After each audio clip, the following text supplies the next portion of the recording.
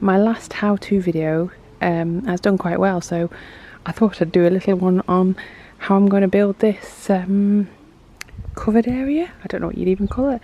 I've got an idea in my head and I'm kind of going to build it. So I've had my Wickes delivery today, so I've got this mitre saw. So I've never had a mitre saw before, and the wood, which is down here currently.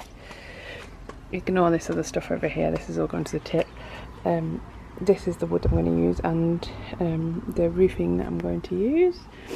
I can do a list of the materials in the description below so you know what I'm using, but I've had an idea to build a kind of 4 posts, 1, 2, 3, 4, and then have a covered area so it'd be sloping away with a gutter on the back.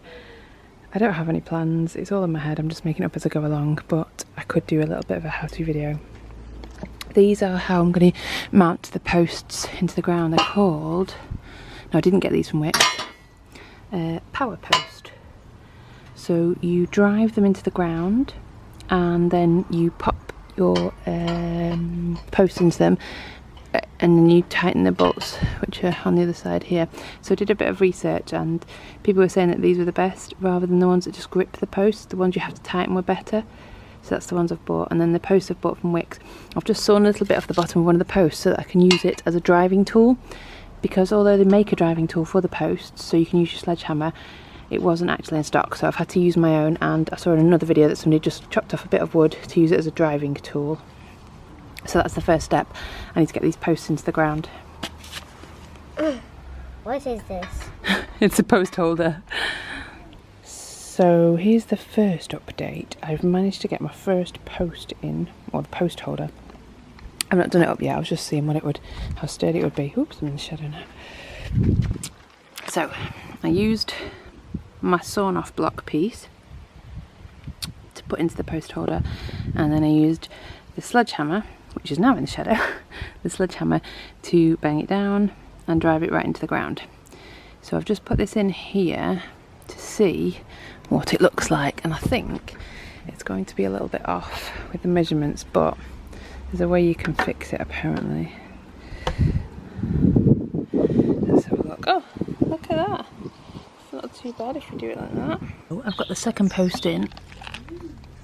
With this one, as I went along, I would give it a couple of taps, and then I'd make sure it was plumb on this side and this side. Oh yeah, you can see through there.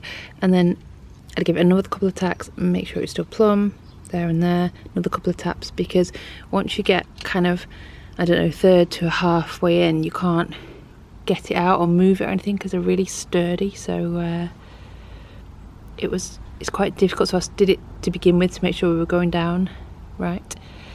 So that's my second fence post. I'm going to do my third one. I've just cleared the grass over here, so I'm going to pop it there, which will be in line with that post there.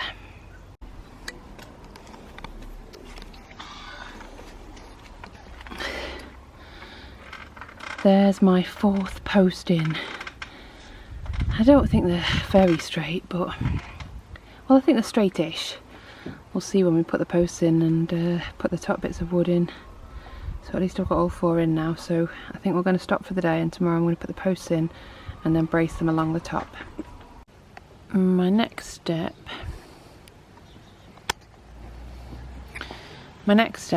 is I'm going to paint the bottom of the fence post. So I've marked where they go up to in the post holders.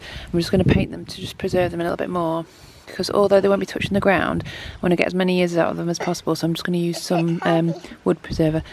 Yes, it is a bit heavy. Put it down. So I've just got some wood preserver that we already had. Wood stain from when we were staining the bits of wood in the house. So pop it down, and we're going to do that now. Right, so I decided that the posts at the front were going to be 210 centimetres tall, and the posts at the back were going to be 200 centimetres, so that we've got a slope away for the roof into the gutter. So the first thing, I'm going to measure everything off this post. So I've cut this one to size, That's what it's going to be. And then I've used a straight piece of wood with a spirit level on top to mark the back post so I know where it's going to be, because I don't know that the post holes at the bottom are level. So in order to get the straight piece of wood across the front level, I've used a straight piece of wood, I've done it and I've marked it. I'm going to cut to the second post now.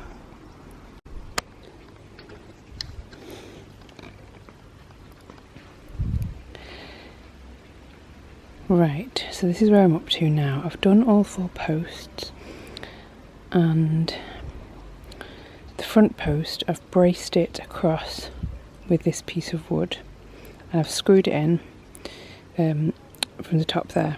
Now this piece of wood unfortunately is a bit twisted, so I think it's going to be a bit wonky, but I've got a faceplate to put on it, so hopefully you won't see that. The back one, I haven't screwed that in yet because that's not the piece of wood I'm going to use. I've overhung it slightly on this side, but much more on this side because the fence kind of slopes away, so I wanted to make like a triangle shape over there. I don't know if I can. Anyway, I'm going to put the back piece of wood on now. I have to apologise now because I think I got too enthusiastic and I haven't done a video for a while. So what I did after I put these pieces across was that I put these pieces from front to back, and I basically just screwed them in. I made sure that there was exactly 25 centimetres overhang on each piece, and then there's a 15 centimetre overhang on the back.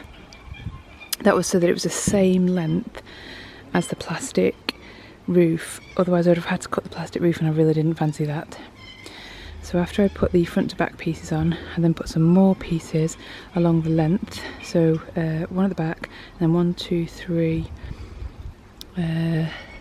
4 I think in total. Hang on, let me just check. No, there's one at the back, 1, 2, yeah, 4, and then one at the front. So after that was complete and I'd screwed all the pieces of wood in, I then went on to start putting the roof on. So this is where I've had to stop this evening because it's getting to 7:30 at night and I don't want to create a massive noise. So what I did with the roof is that I went onto the internet and asked the internet how to fasten the roof on, and the internet said I had the pieces already, but the internet said you have to drill through the raised bits, and then put your screws through on the raised bits. I presume that's because when the water's running down this channel, you don't want screws getting in the way of the water running down. So that's what I've done. I've done quite a few. You can probably see if I show you on this one. So that one there. So I didn't drill it while it was up there. I offered it up. I marked an X with a Sharpie. I then took the piece off, laid it onto the grass, flipped it upside down so that I wasn't drilling into an arch, I was drilling into a channel, so I was almost drilling through the back. I then offered it back up here and matched it up again, and then I used a smaller drill piece to drill through the plastic and into the wood so that the screws would go in. So I used quite a large drill bit to drill through the plastic and then a small one for the screws. And then if you can see, try and lift it up so you can see on the top, we've got, so it's got little caps on the top of it that just clip over the top. So that's where I've got to if I just kind of stand back a bit. So I've put one piece on so far, and I wanted to make sure this piece was the straightest piece because obviously all the others are then going to slightly overlap by one ridge all the way along till we get to the end. I hope I've got enough pieces. I've got 6, so it should, I'm sure I've measured it right and it should be okay. So that's where I'm going to stop this evening, but it's looking pretty good. Oops, swings are going to get in the way now. Yeah, pretty proud of how it's come out so far. The next question really, if just Pam and Tay, is whether I'm going to paint it or not. I'd quite like it to be grey, but I don't know. Oh, I need to remove this rotary washing line because obviously it won't open there now.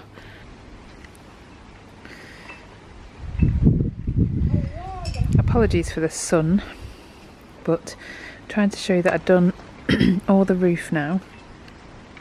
I did a little bit more last night, so I finished the roof off and then I put these wider pieces across the front. So for those I've used some L-shaped brackets. Can you see that with the sun? Yeah, L-shaped brackets to hold it on there and to hold it on here. And then I've done the same on the other side with one there. I hope you can see this. And then on the back I've done the same there. Ooh. Let's try there. So yeah, that's how it is looking at the moment. Looks alright. I just realised as I was trying to finish the video that I never actually did a video of the final finished piece, pergola, shelter, I don't know what I'm going to call it, but you can see now that I've put these pieces of wood on the side to kind of finish it off. I've painted the wood grey. Inside, don't think I've done much else inside, so you can see where I've used L brackets to hold those on, and here. I made some sides for it with this waterproof boat material that I found on eBay.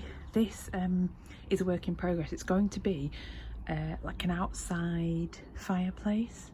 So this bit will be all panelled, and then this bit will be a mock fireplace. It's not going to be a real fireplace, obviously, because you couldn't have the exhaust going up there, but it'll look like a fireplace, and then I'm going to put a mantle on it so that people can rest drinks on it. So you can see where I've tried to put the, I don't even know what this is called, wisteria, I think. Wisteria around here so that it'll grow up and round. I'd put some temporary LED light strips in, which I'm going to make more permanent when I've got time. Just got some lanterns and things in it, so it does look nice at night. And then I've got these solar lights on it as well.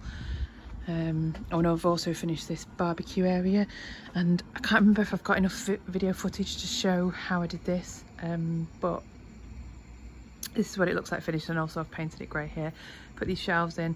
Now all these bottles are empty, they're just for display, and at night time I've got some lights that you can put into them, like LEDs, and they light up.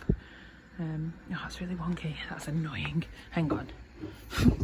That's not supposed to be on there, that lantern. I think I put it on that side last time. There we go. And then these words are made out of some turf, you know, the fake grass stuff. And again on this side I did the same thing with the word relax. So still a work in progress, still got bits to do down here. This one is pretty much finished, and it's got the, you know, like the felt roofing on top to keep it waterproof. I've also made, from the material that I got there, a cover for the front of it, so in winter it will be protected from light.